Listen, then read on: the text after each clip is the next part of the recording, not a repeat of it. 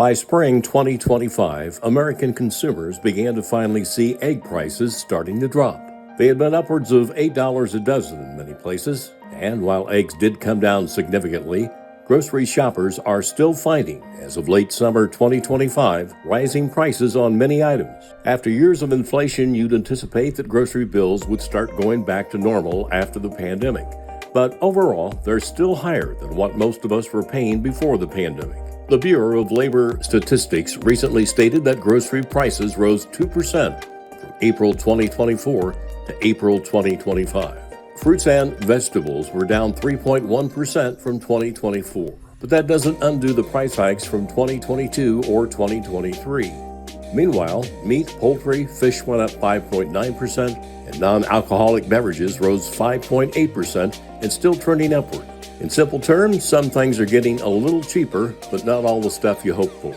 For families attempting to stick to a budget, even small increases can seem like a step backward. So the question becomes, what's causing still high food costs in 2025? Keep in mind that inflation is one of the biggest reasons grocery prices go up. When the cost of goods and services rises, the value of our money is reduced. Inflation grew in 2022 and 2023 because of pandemic-related disruptions like worker shortages and high demand.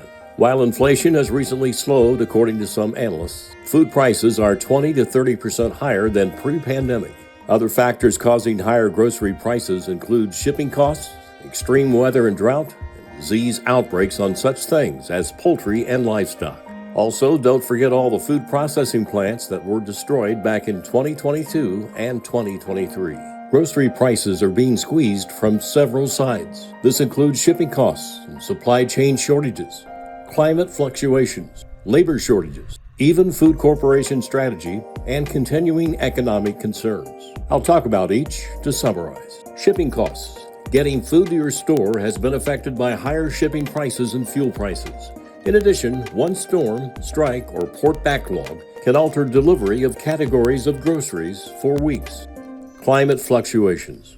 Recent rising temperatures around the world have already reduced yields of major crops like corn and wheat by more than 15% in several regions. Also, extreme weather such as droughts and floods have damaged farms and disrupted food exports. Labor shortages and higher wages. Finding reliable workers is still a problem. If food manufacturers, distributors, or retailers have been forced to raise wages to fill open roles, that cost can be passed on to shoppers. Corporate pricing strategies and shrinkflation. The truth is, some prices are still high, mostly because companies haven't lowered them. Many food brands have kept food prices elevated even after their costs improved. Some have implemented shrinkflation, where the product size shrinks, but the price stays the same or goes up. That's why your cereal box or snack bag feels lighter. Ongoing economic instability. There is continued uncertainty around interest rates, trade and tariff policies, and even concerns about a potential U.S. dollar decline. With these essentials like food, they often feel the cost pressure first. So how can consumers save more on groceries? Some experts suggest the following. Use coupons and smartphone delivery apps to gain savings. Both digital and paper coupons help lower costs. Phone apps like Upside and Instacart aid you in finding discounts and promos to lower your bills. Analyze product size and buying in bulk. When a medium and large item are only marginally more expensive than a smaller product, get more bang for your buck by obtaining larger sizes. Buying in bulk like at Sam's Club and Costco can provide more meals and uses on items such as rice, canned goods, and pasta. Plan meals and make a shopping list. Impulse purchases can drive up grocery costs. Hold to a meal plan and firm shopping list to help prevent unnecessary spending. Purchase store brands over national brands. The products are usually similar in quality, but are lower in cost.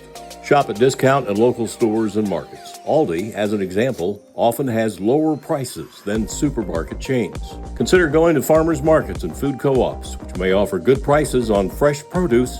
Some even accept SNAP benefits. From Indiana, this is A.J. Graves.